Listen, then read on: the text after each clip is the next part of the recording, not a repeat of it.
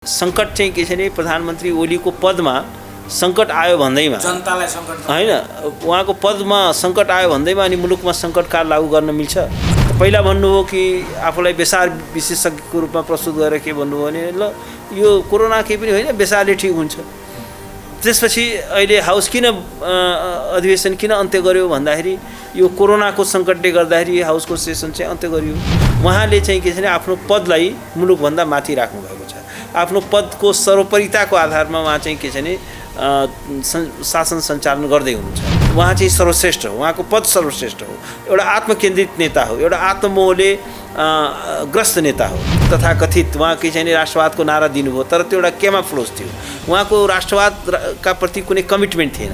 महाकाली सन्धि भनेपछि खर्बौं रुपियाँको वार्षिक आम्दानी हुन्छ भन्नुभयो। अहिलेसम्म त्यो महाकाली सन्धिको डिपिआरसम्म पनि तयार भएन, 25औं वर्ष बितिसक्यो। त्यो ओलीजीले त्यही कारणले चाहिँ पार्टी नै तोड्नु भयो। अनि अहिले आएर चाहिँ उहाँ चाहिँ महान राष्ट्रवादी कसरी हुनु, यो चाहिँ महाकाली सन्धिको पक्षधर उहाँ चाहिँ के छ स्ट्रङ एडभोकेट चाहिँ महाकाली सन्धिको उहाँ हो। त्यसमा चाहिँ उहाँहरूले चाहेको भए त्यो बेला त महाकाली नदीको मुहान त्यो कुरा त खै त त्यो कुरा त पत्ता लगाउनु भएन।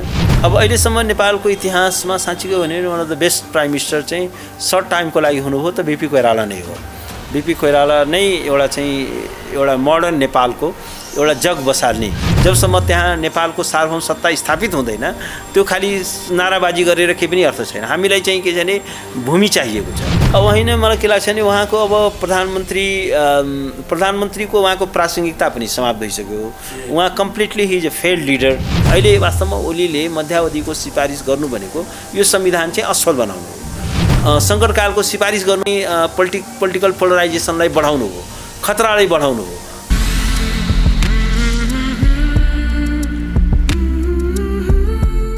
यहाँलाई हार्दिक स्वागत छ। धन्यवाद सर। पछिल्लो समय सङ्कटकाल लगाउने कुरा भइरहेको छ के सामान्य प्रधानमन्त्री केपी ओलीजीबाट, जसै उहाँ चाहिँ अल्पमतमा पर्नुभयो, आफ्नै पार्टीभित्र आलोचनाको शिकार बन्नुभयो, आफ्नो सत्ता लम्ब्याउनको निम्ति उहाँले सङ्कटकाल घोषणा गर्न मात्रै बाँकी लगभग सङ्कटकाल जस्तै परिस्थिति चाहिँ गोप्य तरिकाले भइसकेको अथवा संसद चाहिँ अब स्थगित होइन, अब यी सारा कुराहरूले चाहिँ अब सङ्कटकाल घोषित रूपमै लाग्ने खालको कुराहरू आइरहेको छ, कतिको सम्भव छ? अब होइन यो संविधानको जुन संरचनालाई हेर्दाखेरि सङ्कटकाल लगाउनु भनेको त्यो संविधानमाथिको प्रहार हो, त्यसको एउटा बदनियतपूर्ण तरिकाले गरिएको प्रयोग हो। र त्यो भनेको एक संविधानमा व्यवस्था त छ नि सङ्कटकाल हो, तर सङ्कटकाल भनेको मुलुकमा सङ्कट आएको हुनु पर्यो। सङ्कट इन द सेन्स मुलुकको सार्वभौम सत्ता, अखण्डता, सशस्त्र विद्रोह हुनु पर्यो। र प्राकृतिक विपद र अब महामारीमा पनि लाग्न सक्छ तर त्यसको नेचर फरक हुन्छ। स्वास्थ्य सङ्कटकालको त्यसको चाहिँ पोलिटिकल हुँदैन, त्यसको लागि चाहिँ यो पोलिटिकल राइट्सहरू नागरिकको त्यो चाहिँ खोज्न मिल्दैन। र अहिले संसारभरि नै महामारी छ तर कहीँ पनि यो राजनीतिक अधिकारहरू खोसेर त्यसरी सङ्कटकाल लागू गरिएको छैन। त्यसकारण के हो भने अब अहिले सङ्कट चाहिँ के छ भने प्रधानमन्त्री ओलीको पदमा सङ्कट आयो भन्दैमा जनतालाई संकट होइन उहाँको पदमा सङ्कट आयो भन्दैमा अनि मुलुकमा सङ्कटकाल लागू गर्न मिल्छ? होइन, केपी ओलीजी त अन्य अरू प्रधानमन्त्री भन्दा पृथक प्रधानमन्त्री हुन्छ। उहाँले लिम्पियाधुरा चाहिँ नक्सामा चाहिँ समाहित गर्नुभयो, उहाँले भोलि भूमि नै फिर्ता ल्याउन सक्नुहुन्छ कि भन्ने खालको अड्कल छ नि त? होइन त्यो चाहिँ पहिलो कुरा त त्यो नक्सा पनि उहाँको एक्लैको प्रयासले भएको होइन, यो समग्र राष्ट्र एक भएको हो। अपोजिसन पार्टीहरू पनि सबै युनिफाइड भएका हुन्, संसदमा सबैको एक स्वर थियो। त्यसकारण र सम्पूर्ण करिब 3 करोड नेपाली जनता एक स्वरमै उभिएका थिए कि लिम्पियाधुरा हाम्रो भूमि हो, यसको नक्सा प्रकाशित हुनुपर्छ र नक्सा मात्र होइन यसमा भूमिमा नेपालको सार्वभौम सत्ता स्थापित हुनुपर्छ। यो ओलीको एकल प्रयासले भएको होइन, एउटा कुरा हामीले क्लियरली बुझ्नु जरुरी छ। उनको यसमा कुनै प्रोएक्टिभली गरेको पनि होइन। उनीसँग अब त्यसपछि कुनै अप्सन थिएन किनभने सारा राष्ट्र चाहिँ को प्रेसर थियो, सारा पार्लियामेन्ट एक थियो, सारा अपोजिसन पार्टीहरू एक स्वरमा बोलिरहेका थिए। त्यसकारण ओलीजी त लास्ट मिनटसम्म नक्सा प्रकाशित गर्ने उहाँ मुडमै हुनुहुन्थेन। त्यसको सबै इनसाइड स्टोरीहरू आइसकेको छ। त्यो त उहाँको खनालजीले नै हिजो एउटा कार्यक्रममा भन्नुभएको छ। त्यस निम्ति के हो भने त्यो उहाँको एकल प्रयास पनि होइन, उनले त्यो प्रोएक्टिभली चाहेको पनि होइन र उनी चाहिँ एउटा बाध्य भएका हुन्। त्यसकारण त्यो कुरामा चाहिँ उनले दम्भ देखाउनु चाहिँ त्यो उचित छैन। अब एउटा कुरा के छ भने यो सङ्कटकालको जुन कुरा छ त्यो संवैधानिक प्रक्रियालाई दुरुपयोग गरेर उहाँको पद सङ्कटमा छ, त्यसकारण मुलुकमा सङ्कटकाल लागू गर्ने, संविधानमाथि योभन्दा अर्को कुठाराघात के हुन्छ, लोकतन्त्रमाथि योभन्दा ठुलो कुठाराघात के हुन्छ। यो चाहिँ मुलुक चाहिँ उहाँको पदको लागि बन्दी बनाउन मिल्छ। यो उहाँको पद यो चाहिँ के हो भने यो मुलुकमा प्रधानमन्त्री आउँछन् जान्छन्, तर यो कुनै पनि एउटा व्यक्ति चाहिँ अपरिहार्य हुन सक्दैन, इन्डिस्पेन्सिबल हुन सक्दैन। उहाँलाई यो लाग्छ कि भोलि उहाँ हुनु भएन भने कि सूर्य नै उदाउँदैन नेपालमा, उहाँ त्यस्तो खालको मनोविज्ञानमा हुनुहुन्छ। म बाहेक त अरू कसैले सक्दैन, मभन्दा अर्को उत्कृष्ट व्यक्ति ल्याऊ। उहाँलाई भ्रम के छ भने उहाँ नै संसारको सबैभन्दा उत्कृष्ट पुरुष हुनुहुन्छ भन्ने उहाँलाई भ्रम छ। त्यो एउटा चाहिँ मनोविज्ञानले ग्रस्त हुनुहुन्छ। त्यो पनि एउटा मनोवैज्ञानिक रोग हो, त्यो पनि एउटा मनोवैज्ञानिक समस्या हो कि मान्छेले के हो भने संसारको आफूलाई सर्वश्रेष्ठ पुरुष हेर्न थाल्छ र अरूलाई चाहिँ मान्छे गन्दैन। त्यसकारण उहाँको एउटा अहङ्कार बढेको छ र उहाँको चाहिँ मस्तिष्क चाहिँ सही ढङ्गले काम गर्छ जस्तो मलाई लाग्दैन। किनभने उहाँले भन्नुहुन्छ नि कि अब जस्तो हाउसको उहाँ सेसन अन्त्य गर्नुभयो, त पहिला भन्नुभयो कि आफूलाई बेसार विशेषज्ञको रूपमा प्रस्तुत गरेर के भन्नुभयो भने ल यो कोरोना केही पनि होइन, बेसारले ठिक हुन्छ। त्यसपछि अहिले हाउस किन अधिवेशन किन अन्त्य गर्यो भन्दाखेरि यो कोरोनाको सङ्कटले गर्दाखेरि हाउसको सेसन चाहिँ अन्त्य गरियो भनेपछि अब जब एउटा बेसारले जब निको हुने चिजलाई अब संसदै किन चाहिँ अन्त्य गर्नु पर्यो भन्दाखेरि के छ भने उहाँको कन्सिस्टेन्सी छैन। उहाँमा चाहिँ एउटा आधारभूत इमान्दारिताको पनि अभाव छ। उहाँमा एउटा चाहिँ नेसनका प्रति कुनै कमिटमेन्ट छैन। उहाँले चाहिँ के छ भने आफ्नो पदलाई मुलुकभन्दा माथि राख्नु भएको छ।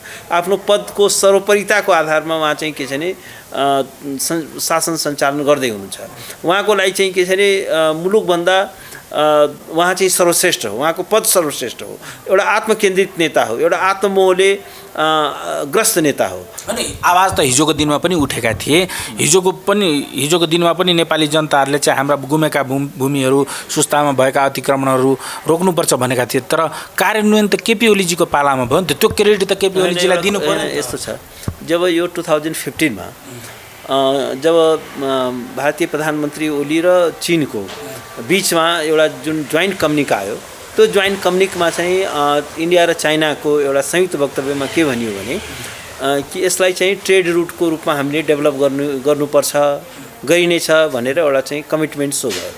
त्यसपछि त्यो बेलाको तत्कालीन प्रधानमन्त्री सुशील कोइराला हुनुहुन्थ्यो। उहाँले डटेर विरोध गर्नुभयो।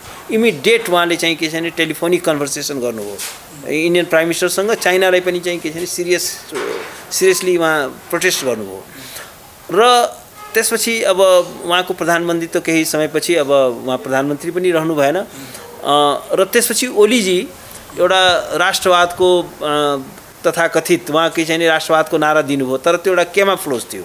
उहाँको राष्ट्रवादका प्रति कुनै कमिटमेन्ट थिएन। यदि उहाँको त्यो नारा साँचो भएको भए, उहाँ साँच्चीकै एउटा प्रतिबद्ध राष्ट्रवादी भएको भए, उहाँ प्रधानमन्त्री भएको भए के गर्नुहुन्थ्यो भने त्यो जुन 2015मा जोइन्ट कम्युनिकमा यो लिबियाधुरा यो जुन भूभाग हो, यो लिपु लेक पासलाई ट्रेड रुटको रूपमा, त्यो त नेपालको भूमि हो, यसलाई चाहिँ ट्रेड रुटको रूपमा विकसित गरिनेछ भन्ने कुराको उहाँ प्रधानमन्त्री भएपछि त त्यहाँ त्यसलाई फिर्ता ल्याउने प्रयास गर्नु पर्थ्यो। त्यहाँ नेपालको सार्वभौम सत्तालाई स्थापित गर्ने प्रयास गर्नु पर्थ्यो र तर उहाँ चाहिँ चुप लागेर बस्नुभयो। त्यो उहाँलाई थाहा छ, सबै कुरो थाहा छ। त्यसकारण के छ भने उहाँको त्यो राष्ट्रवाद भनेको चाहिँ के छ भने एउटा झुटको पाखण्डको हो। उहाँ 2000 उहाँले महाकाली सन्धिको एउटा मेन चाहिँ के छ भने आर्किटेक्ट हो। उहाँले चाहिँ के छ भने सब जवाब देखाउनु भयो कि महाकाली सन्धि भनेपछि खर्बौँ रुपियाँको वार्षिक आम्दानी हुन्छ भन्नुभयो। अहिलेसम्म त्यो महाकाली सन्धिको डिपिआरसम्म पनि तयार भएन, 25औं वर्ष बितिसक्यो र त्यो बेला त्यो वास्तवमा त्यो सन्धि नै फल्टी छ। त्यसमा चाहिँ जबकि सुगौली सन्धिदेखि लिएर अरू काङ्ग्रेस कम्युनिस्ट सबै एक हुने हो। अनि त्यो बेला त्यो ओलीजीले त्यही कारणले चाहिँ पार्टी नै तोड्नु भयो। अनि अहिले आएर चाहिँ उहाँ चाहिँ महान राष्ट्रवादी कसरी हुनु होइन, उहाँकै कारणले पार्टी तोड्यो। महाकाली सन्धिकै कुरामा चाहिँ पार्टी तोड्यो। अब कसले तोड्यो भन्दाखेरि अब दुइटैले तोडे हैन, दुइटैले तोडे। अफकोर्स नि त्यही एउटा पोइन्टमा पार्टी चाहिँ टुट्यो, ब्रेक भयो। र यो चाहिँ महाकाली सन्धिको पक्षधर उहाँ चाहिँ के छ स्ट्रङ एडभोकेट चाहिँ महाकाली सन्धिको उहाँ हो। त्यसमा चाहिँ उहाँहरूले चाहेको भए त्यो बेला त महाकाली नदीको मुहान त्यो कुरा त खै त त्यो कुरा त पत्ता लगाउनु भएन। त्यो महाकाली को मुहान पत्ता नलगाइकन सन्धि गर्नुभयो। त्यसपछि के छ त्यसमा अर्को एउटा चाहिँ के छ एकदमै आपत्तिजनक महासन्धिमा त्यो सन्धिमा के परेको छ भने कि महाकाली नदीको अधिकांश चाहिँ भाग तपाईको नजरमा ओलीले गरेका राम्रा कामहरू के के अब हैन उहाँले एउटा पनि राम्रो काम गर्नु भएको छैन हैन। अब अहिले उनको राष्ट्रवादिताको कुरा हुँदै थियो त्यसमा उहाँको चाहिँ के छ नि उहाँको चाहिँ कुनै राष्ट्रवादिता छैन एउटा कुरो। अब राम्रो काम भएको उहाँले केही गरेकै छैन। उहाँ चाहिँ एउटा वान अफ द मोस्ट असक्षम एउटा करप्ट प्राइम मिनिस्टरको रूपमा आफूलाई स्थापित गर्नुभएको छ। उहाँले हेर्नुहोस् सारा भ्रष्टाचारीहरूलाई चाहिँ प्रोटेक्ट गर्ने। तपाईको नजरमा राम्रा प्रधानमन्त्री को थिए देशमा? अब अहिलेसम्म नेपालको इतिहासमा साँच्चीको भने one of the best prime minister चाहिँ सर्ट टाइमको लागि हुनुभयो त बीपी कोइराला नै हो। बीपी कोइराला नै एउटा मोडर्न नेपालको एउटा जग बसाल्ने। बीपी कोइरालालाई राष्ट्रवादको नाममा जित्नको निम्ति केपी ओलीले अब ग्रेटर नेपालको नक्सै छापिदियो भने मात्रै उहाँले उछिन सक्नुहुन्छ होला। हैन ग्रेटर नेपालको कुरा त अहिले त्यो डिफ्रेन्ट प्रसङ्गको कुरा हो। त्यो नक्सा छापेर पनि हुँदैन। नक्सा त जसको जे नक्सा छापिदिए पनि हुन्छ। जस्तो यो नक्साको जुन छापिएको छ नि यो नक्सालाई पनि हामीले धेरै ज्यादा महत्त्व दिने काम छैन। किनभने जबसम्म त्यहाँ भूमि हाम्रो हुँदैन वास्तविक रूपमा डिफेक्टो रूपमा जबसम्म त्यहाँ नेपालको सार्वभौम सत्ता स्थापित हुँदैन त्यो खाली नाराबाजी गरेर केही पनि अर्थ छैन। हामीलाई चाहिँ के छ भने भूमि चाहिएको छ। हाम्रो चाहिँ के छ भने वास्तविक सोभरेन्टी नेपालको त्यहाँ स्थापित हुनु पर्यो। त्यसकारण के छ भने अब यो खाली नाराबाजी गरेर त्यसको केही पनि अर्थ छैन। त्यो खाली के हो भने जनताको धुलोमा एउटा आँखामा धुलो झोक्ने कुरा मात्रै हो। त्यसकारण हामीलाई एउटा कङ्क्रिट रिजल्ट चाहियो के रिजल्ट चाहियो। रिजल्ट ओरिएन्टेड हुनु पर्यो। हामीलाई चाहिँ के छैन जस्तो ओलीजी राष्ट्रवादको नारा दिनुभयो तर जब उहाँ प्रधानमन्त्री हुनुभयो त्यो बेला चाहिँ भारतले त्यहाँ निरन्तर बाटो बनाइरहेको छ। बाटो त कुनै एक हप्तामा त बनेको होइन। त्यो त वर्षौँदेखि बनिरहेको छ। उहाँ दुईचोटि प्रधानमन्त्री हुनुभयो। दुईचोटि आखिर यो संविधान जारी भएपछि पनि प्रधानमन्त्री पटक दुईचोटि हुनुभयो र उहाँले बाटो बनिरहेको भन्ने थाहा छ र 2015 चाहिँ यो कुरा भएको पनि थाहा छ। यो चाहिँ जोइन्ट कम्युनिक भएको कुरा पनि थाहा छ। त्यसपछि फलोअप एक्सन उहाँले के दिनु हो? नेपालको यो चाहिँ के छ भने भूमि हो त्यस कारण यो सबै चाहिँ के हैन नक्सामा हेर्नुहोस् यस्तो छ क्या यो नक्सामा नै समाहित भएको छ। भूमि त आएको छैन। तर यो पहिलो कुरा त के छ भने ठिक छ नक्सा छाप्नु पनि एउटा इम्पोर्टेन्ट स्टेप हो। त्यसलाई म नकार्दिनँ। तर एउटा कुरा के छ भने त्यो चाहिँ कमरेड ओलीलाई त्यसको एकल चाहिँ श्रेय जाँदैन। मैले भन्न खोजेको कुरा यति हो हैन। तपाईको नजरमा ओलीको पद सङ्कटमा छ। उनी अब कतिन्जेलसम्मका प्रधानमन्त्री हुन् नेपालमा? अब होइन मलाई के लाग्छ भने उहाँको अब प्रधानमन्त्रीको उहाँको प्रासङ्गिकता पनि समाप्त भइसक्यो। उहाँ completely he is a failed leader. उहाँले मुलुकलाई कुनै डिरेक्सन दिन सक्नु भएन। यत्रो महासङ्कटमा मुलुकलाई नेतृत्व प्रदान गर्न सक्नु भएन र यत्रो अहिले महामारी हाहाकार फैलिरहेको छ। क्वारेन्टाइनको पनि मिसम्यानेजमेन्ट छ। यत्रो स्वास्थ्य सङ्कट छ। त्यसलाई चाहिँ सम्बोधन गर्ने उहाँसँग कुनै कङ्क्रिट रोड म्याप भएन। अन टप अफ द्याट के गर्नु भने उहाँले चाहिँ म्यासिभ करप्सन चाहिँ गर्नुभयो र सारा करप्टहरूलाई वरिपरि राख्नुभयो र करप्टहरूलाई चाहिँ बेनिफिटेड गर्नुभयो र उहाँ चाहिँ के छ भने सारा यो करप्टहरूको चाहिँ एउटा महानायकको जस्तो आफूलाई प्रस्तुत गर्नुभयो। उहाँ चाहिँ के छ भने डनहरूको आफूलाई महानायकको रूपमा प्रस्तुत गर्नु। उहाँको चाहिँ के छ भने ओली एन्ड कम्पनी भनेको सारा करप्टहरूको भिड छ। बाँकी चाहिँ के छ भने अनेस्ट मान्छे उहाँको छेउमा पर्नै सक्दैन। एउटा अथोरिटेरियन पर्सनालिटी गभर्नेन्स कहीँ पनि छैन। कहीँ पनि एउटा सुशासन भन्ने कुरा कहीँ पनि छैन। उहाँ एकाउन्टेबिलिटी कहीँ पनि छैन। सारा चाहिँ के छ भने जम्मै हरेक कुरालाई आफ्नो मातहतमा राख्नुभएको छ। चाहे त्यो सम्पत्ति शुद्धिकरण सम्बन्धी कार्यालय होस् चाहे त्यो अनुसन्धान सम्बन्धी होस् जम्मै कुरा चाहिँ के हो भने उहाँले आफ्नो मातहतमा राख्नुभएको छ। रिजल्ट केही पनि दिनुभएको छैन। भन्दाखेरि के हो भने एउटा उहाँको एउटा अथोरिटेरियन पर्सनालिटी भयो। अहिले भन्नुहोस् न उहाँले मुलुकमा एउटा मिसम्यानेज गर्नु आफ्नो पार्टीले पनि त म्यानेज गर्न सक्नु भएन नि। जुन पार्टीले उहाँलाई आफ्नो प्रधानमन्त्री बनायो त्यो पार्टीलाई पनि त उहाँले एक राख्न सक्नु भएन नि। आज उहाँमा चाहिँ एउटा पोलिटिकल कल्चरको अभाव देखियो नि। यत्र सिनियर लिडरहरू थिए सबैले एउटा एकोमोडेट गरेर जान सक्नुहुन्थ्यो। सारासँग एउटा संवाद गरेर जान सक्नुहुन्थ्यो र सबैले एउटा स्पेस दिन सकिन्थ्यो। तर उहाँले के गर्नुभयो भने कसैले पनि स्पेस दिन चाहनु भएन र सबैको चाहिँ के छ भने मानमर्दन गर्ने, एउटा अहङ्कार देखाउने, त्यस्तो खालको एउटा चाहिँ एउटा डायलग गर्न नसक्ने पर्सनालिटीको रूपमा एउटा चाहिँ के छ भने अहिलेको मोडर्न लिडरसिप भनेको के हुन्छ भने त्योसँग एउटा कम्युनिकेसन स्किल हुन्छ, पर्सुएट गर्न सक्छ, उसँग एउटा मोरल अथोरिटी हुन्छ र अब उहाँको चाहिँ के छ भने साख चाहिँ क्रेडिबिलिटी नै समाप्त भयो। किन यत्रो करप्सन भयो, यत्रो मिसम्यानेजमेन्ट भयो, उहाँको पार्टीभित्र पनि साराका सारा मान्छेहरू सबै सिनियर लिडरहरू आज उहाँको एगेन्स्टमा छन्, त्यसलाई पनि उहाँले म्यानेज गर्न सक्छ। खनालजीले हिजो एउटा अन्तर्वार्तामा भन्दै हुनुहुन्थ्यो उहाँले कसैलाई नसोधिकन आफू खुसी नियुक्ति गर्नुभयो, आफू खुसी सारा चिज गर्नुभयो, फेरि आफ्ना गुटकालाई गर्नुभयो भनेपछि उहाँको गुटकालाई नगरेकोलाई उहाँलाई आत्मा दुखेको रहेछ होइन। तर यस्तो छ त्यसमा पनि करप्टहरूलाई गर्नुभयो होइन। पार्टी भनेको त के छ भने एउटा पार्टीको एउटा इन्टरनल म्यानेजमेन्ट त हुन्छ नि, साराका सारा उहाँको एगेन्स्टमा छन् भनेपछि उहाँको लिडरसिप क्वालिटी रहेनछ भन्ने त देखियो नि। उहाँले चाहिँ के छ भने एउटा सिङ्गल ह्यान्डली सबै कुरामा चाहिँ कलेक्टिभ लिडरसिपको कुरा हुन्छ नि, सबैलाई एउटा साथमा लिएर हेर्नु। डेमोक्रेसीमा त अपोजिसन पार्टीलाई त साथमा लिएर हिँड्न सक्नुपर्छ, त्योसँग त एउटा संवाद स्थापित गर्नुपर्ने हुन्छ। आफ्नो पार्टीमा पनि त एउटा एक किसिमको कोहेसन त चाहिन्छ नि। उहाँको चाहिँ पर्सनालिटी चाहिँ के छ भने एउटा अथोरिटेरियन पर्सनालिटी भयो। उहाँ चाहिँ एउटा ट्राइबलहरूको एउटा जस्तो सरदार जस्तो, कबिलाहरूको सरदार जस्तो हुनुभयो, कसैको कुरा पनि नसुन्ने, कसैले उहाँको अगाडि बोल्न पनि नसक्ने, कसैले उहाँको अगाडि मत बुझाउन पनि नसक्ने, कसैलाई उहाँको केही कुरा सेयर पनि नगर्ने। अब अस्ति हाउस चाहिँ के छ भने आफ्नै क्याबिनेटका साथीहरू उहाँको एगेन्स्टमा गए। अहिले चाहिँ के छ भने पार्टीले उहाँलाई अहिले प्रधानमन्त्री बनाएको छ, त्यो पार्टीको अध्यक्ष हुनुहुन्छ, त्यसको पार्टीको मिटिङमै उहाँ उपस्थित हुनुहुन्न, त्यसलाई नै इग्नोर गर्नुहुन्छ। र त्यसपछि के छ भने एउटा कमसेकम आफ्नो क्याबिनेट मेम्बरलाई त एउटा चाहिँ कन्फिडेन्समा लिन सक्नु पर्थ्यो नि। अब हाउसको जुन उहाँले सेसन अन्त्य गर्नुभयो, अब उहाँलाई के हतार थियो कि उहाँका सबै क्याबिनेट मेम्बरहरू पनि बैठकमा उपस्थित नहुँदै उहाँले 5 मिनटमा र उहाँले भन्नुभयो बिजनेस छैन। उहाँले आफैले भनेको होइन एमसिसी यही सेसनमा पास गर्नुपर्छ भनेर, प्रदीप गेवालीले भनेको होइन। नागरिकता बिलको कुरा छ, दर्जनौँ बिलहरू चाहिँ के छ भने पेन्डिङ भएर बसेका छन्। हिउँदे अधिवेशनमा पनि के छ भने कुनै खास भएन, त्यहाँ कुनै छलफल भएन, कुनै बिलहरू खास पास हुन सकेन। अहिले सारा दर्जनौँ बिलहरू चाहिँ पेन्डिङ भएर बसेका थिए भन्दाखेरि के छ भने उहाँ भन्नुहुन्छ ल बिजनेसै थिएन हाउसमा। उहाँको एकजना मन्त्रीले चाहिँ के छ भने यस्तो अशोभनीय शब्द प्रयोग गर्नुभयो, संसद भनेको रत्युली खेल्ने ठाउँ होइन भनेर यस्तो अशोभनीय शब्दहरू प्रयोग गर्नुहुन्छ उहाँहरू। एउटा के छ भने एउटा कमसेकम एउटा इन्टेलेक्चुअल क्यापासिटी हुनु पऱ्यो नि, एउटा संसदको गरिमा र सम्मान। पार्लियामेन्ट भन्ने जुन इन्स्टिट्युसन हो यो डेमोक्रेसीको एउटा की इन्स्टिट्युसन हो, यो एउटा हार्ट हो, सोल हो डेमोक्रेसीको। र त्यो पार्लियामेन्ट भन्ने इन्स्टिट्युसनलाई नै उहाँले डिफङ्क्ट बनाउनु हो, फङ्सनै गर्न दिइरहनु भएको छैन।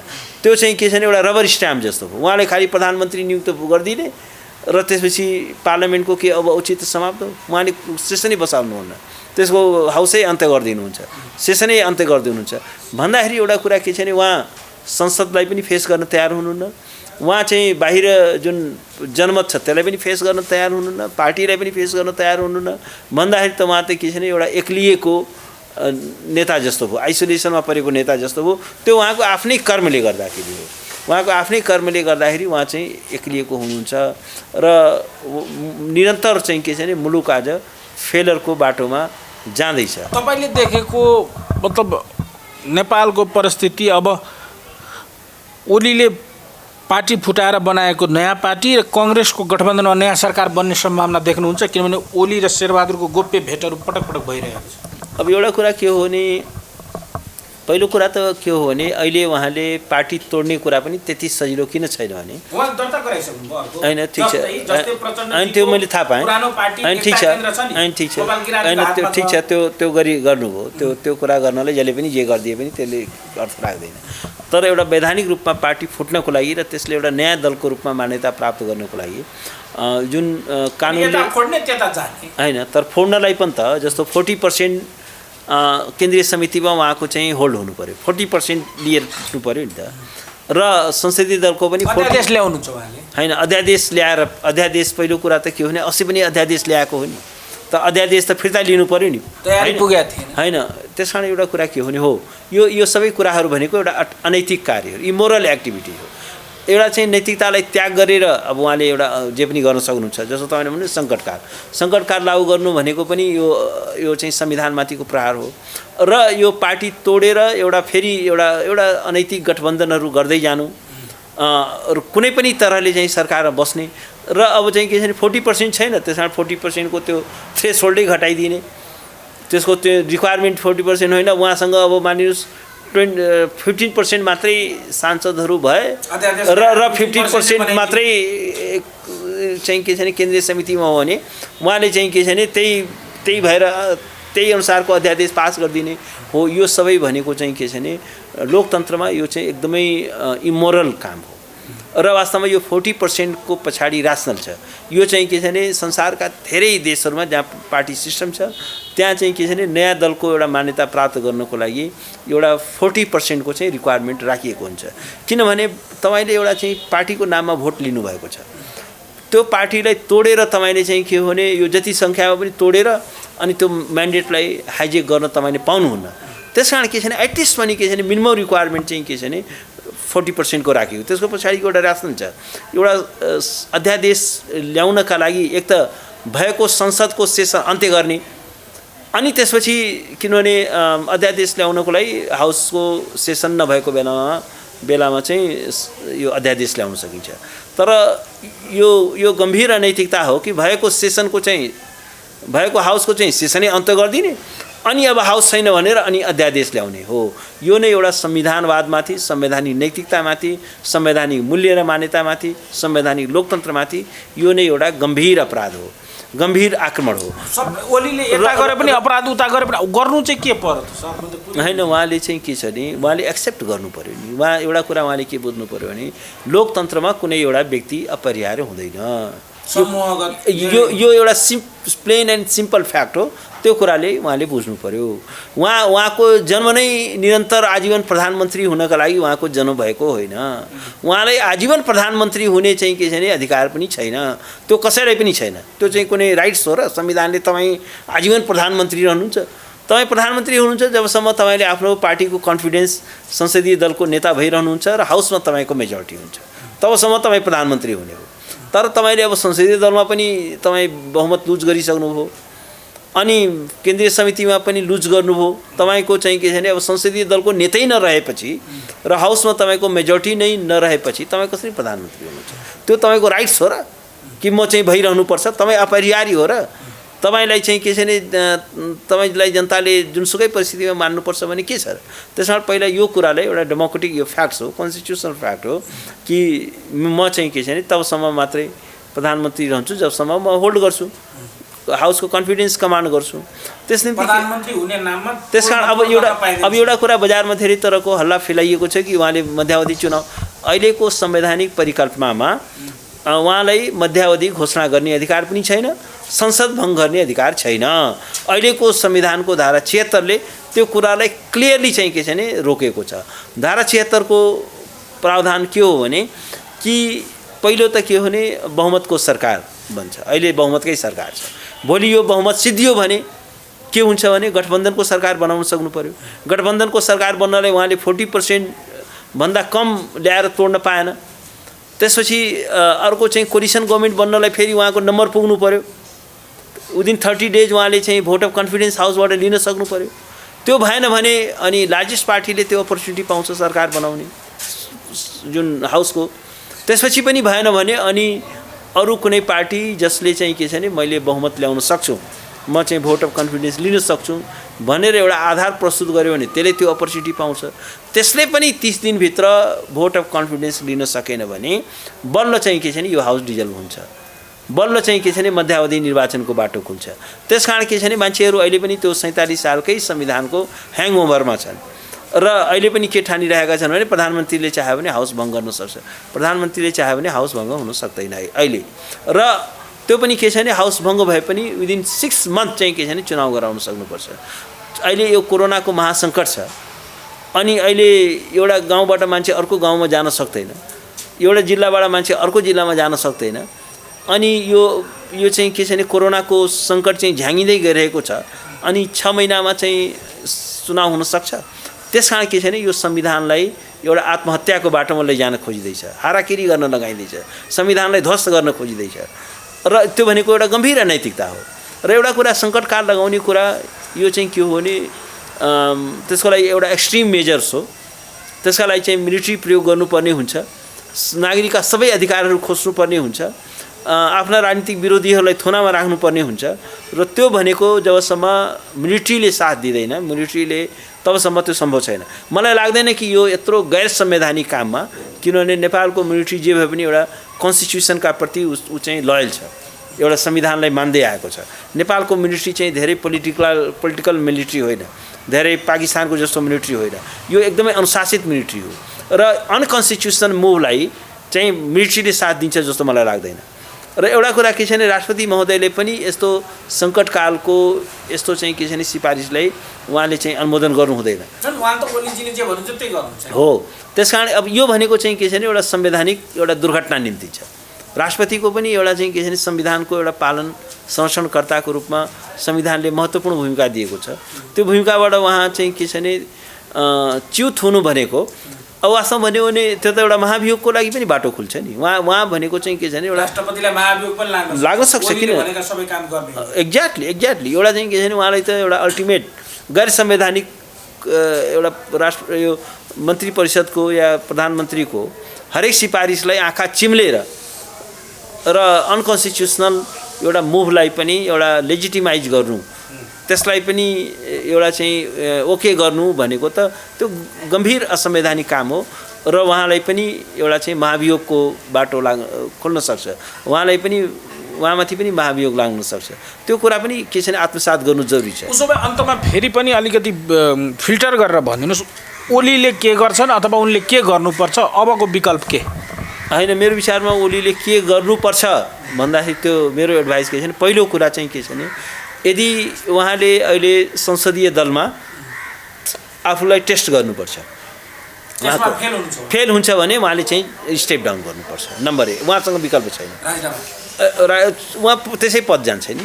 उहाँ चाहिँ के छ भने त्यस कारण के छ भने त्यस कारण उहाँको यदि संसदीय दलमा उहाँले भन्न सक्नुहुन्छ ल म टेस्ट गर्छु, म चाहिँ संसदीय दलमा चाहिँ मेरो बहुमत टेस्ट गर्छु, यदि त्यहाँ चाहिँ उहाँ पराजित हुनुभयो भने ग्रेसफुल तरिकाले एउटा चाहिँ एउटा डेमोक्रेसी भनेको एउटा नैतिकताको आधारमा चल्ने एउटा खेलको नियम मानेर चल्ने प्रणाली हो।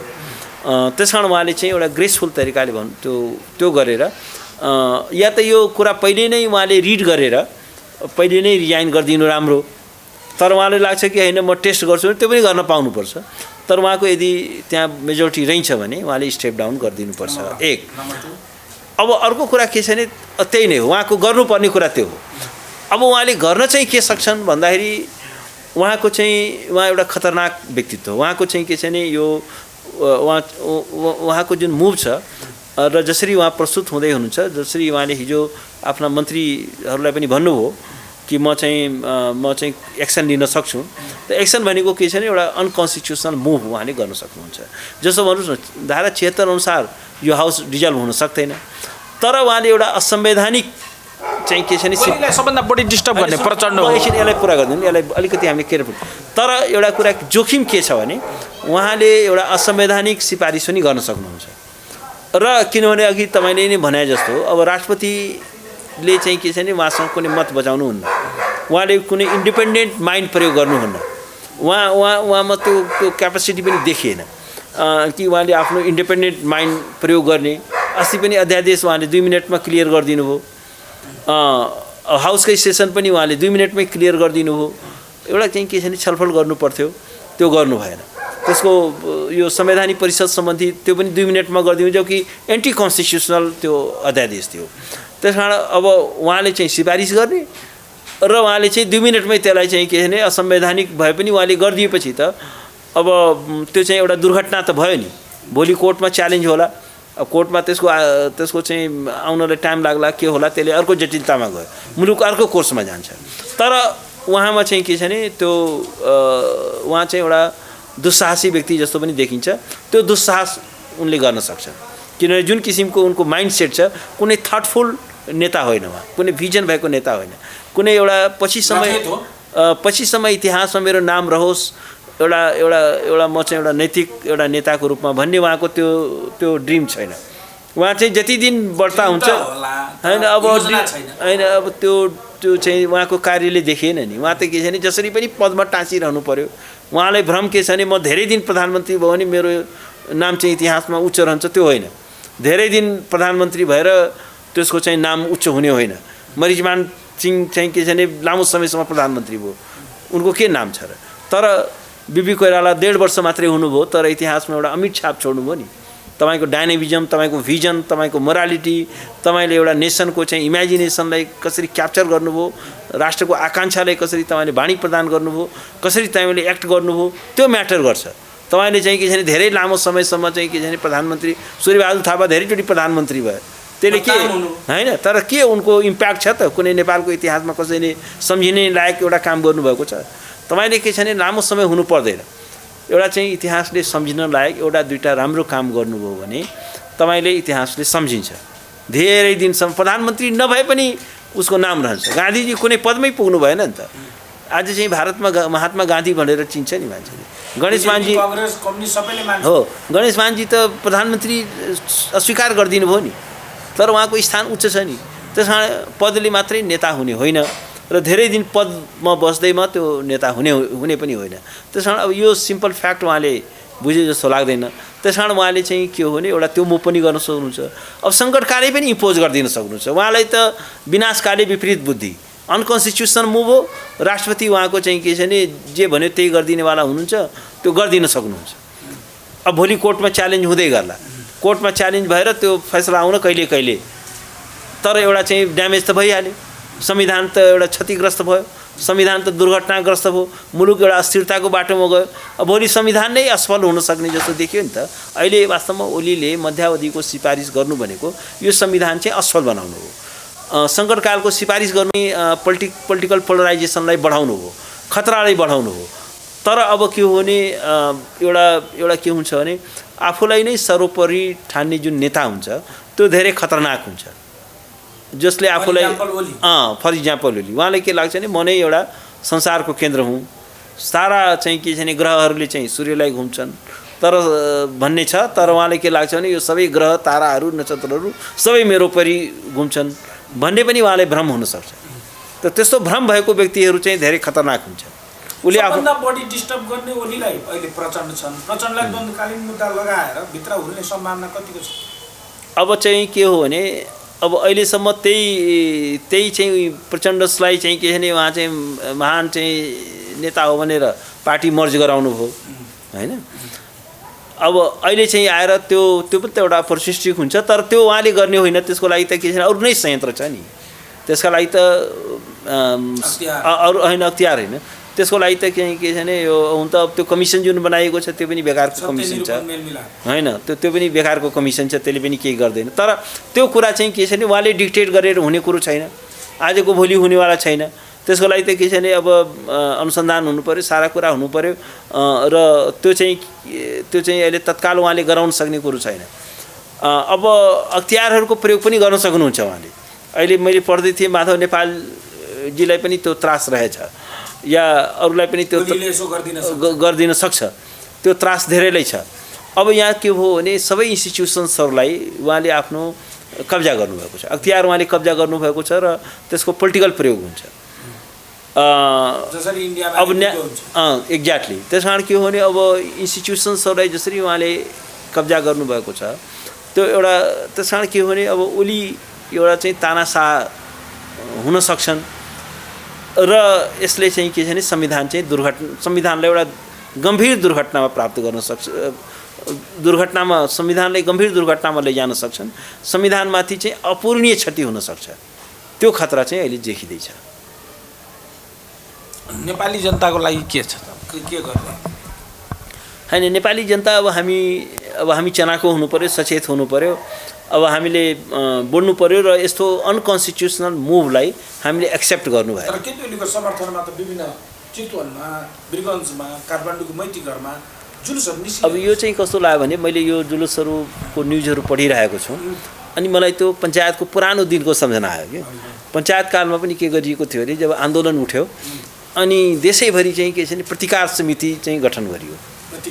प्रतिकार समिति भनेर प्रतिकार समिति भने यही त्यो बेलाको प्रधानमन्त्री जे होस् राज्य सत्ताबाट र दरबार त्यो बेलाको पञ्चायत व्यवस्थाबाट एउटा प्रतिकार समिति गठन गरियो। त्यसले हरेक दिन चाहिँ के छ भने रैली देशैभरि निकाल्यो, हरेक चाहिँ के छ भने गाउँ गाउँमा निकाल्यो, हरेक नगरपालिकामा निकाल्यो र उनीहरूको नारा के हुन्थ्यो भने मुठ्ठीभर बहुदलवादीलाई मास्छौँ मास्छौँ, उनीहरूको नारा यही हुन्थ्यो हैन। ती आफै चाहिँ के छ भने एक महिना पनि नबित्दै आफै मासिए। एक महिनापछि त्यो मास्छौँ भन्नेहरू त्यो प्रतिकार समितिको भिड कहाँ हरायो कसैले थाहा छैन। ती सबै फेरि अरू पार्टीमा गएर चाहिँ के छ भने को सदस्यता लिनलाई फेरि लाइन लागेर बसे। त्यो अपर्चुनिस्टहरूको भिडको चाहिँ के छ भने यो भोलाटाइल हो क्या। अहिले ओलीले अर्बौँ रुपियाँ कमाउनु भएको छ, त्यो अर्बौँ रुपियाँको चाहिँ के छ भने यो उहाँले प्रयोग गर्नुहुन्छ र अब त्यो किनबेचको पनि राजनीति होला। त्यस कारण यो चाहिँ के छ भने यस्तो जुलुसको भिडको चाहिँ मैले कुनै औचित्य देखेको छैन। समग्रमा तपाईँको भनाइ कि ओलीले लोकतान्त्रिक मूल्य मान्यतालाई मान्नु पर्यो, त्यो अनुसार अगाडि बढ्नु पर्यो, यदि केन्द्र सरकार होइन पर्यो। तर उहाँ त्यो चाहिँ फेरि कस्तो छ भने त्यो पर्यो चाहिँ हामी भन्छौँ, तर एउटा चाहिँ के छ भने एउटा चितुवालाई तपाईँले त चाहिँ शाकाहारी बन, त चाहिँ अहिंसामा विश्वास राख्नुपर्छ, त्यो चितुवाले सुन्छ त्यो कुरो। त्यस कारण ओलीजीलाई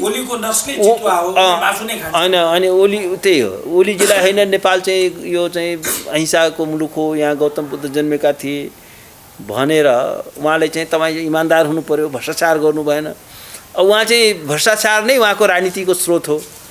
भ्रष्टाचारले गर्दा नै उहाँ चाहिँ के छ भने यत्रो पैसा जम्मा गरेर अहिले चाहिँ परिचालन गर्दै हुनुहुन्छ होइन, अर्बौँ रुपियाँ जम्मा गर्नुभएको छ। त मान्छेहरूले भन्थे होइन उहाँलाई किन पैसा चाहियो, उहाँ त के छ भने अब होइन हो त पैसा यस्तै कामको, किन यतिकोबाट यत्रो पैसा उहाँले किन जम्मा गर्नुभयो, किन चाहिँ वाइट बडीमा यत्रो अर्बौँ रुपियाँ घोटाला गर्नुभयो, किन चाहिँ स्वास्थ्य किन यो स्वास्थ्य सामग्री खरिदमा किन अर्बौँ रुपियाँ घोटाला गर्नुभयो, त यही सबका लागि गर्नु पर्यो। किनभने यो जे के छ भने तपाईँले लोकतान्त्रिक चरित्र मूल्य मान्यतालाई त्यागेर सत्तामा बसिरहनको लागि तपाईँले चाहिँ यो स्रोत र साधन परिचालन गर्नुपर्ने हुन्छ। र एक थरी चाहिँ के छ भने मान्छेहरू यहाँ बिकाउ माल जस्ता छन्, एक थरी मिडियाहरू पनि बिकाउ माल जस्ता छन्, एक थरी बुद्धिजीवीहरू बिकाउ माल जस्ता छन्, एक थरी र एउटा भिड चाहिँ के छ भने जहिले पनि जसको लागि पनि जय जयकार गर्न तयार हुन्छ, प्रोभाइडेड कि तपाईँले रिसोर्सहरू प्रोभाइड गर्न सक्नु पर्यो। तपाईँले भन्नु न त्यो अहिले यसमा के छ भने जो अहिले ओलीजीको पक्षमा आएको चाहिँ भिड के हो भने त्यही पञ्चायतको त्यही हो। पञ्चायतको पछिल्लो दिनमा मुठ्ठीभर बहुदलवादीलाई मास्छौँ नारै यही हुन्थ्यो उनीहरूको। हुन्छ दिनेश त्रिपाठी सर, समय र संवादका लागि धेरै धेरै धन्यवाद। धन्यवाद।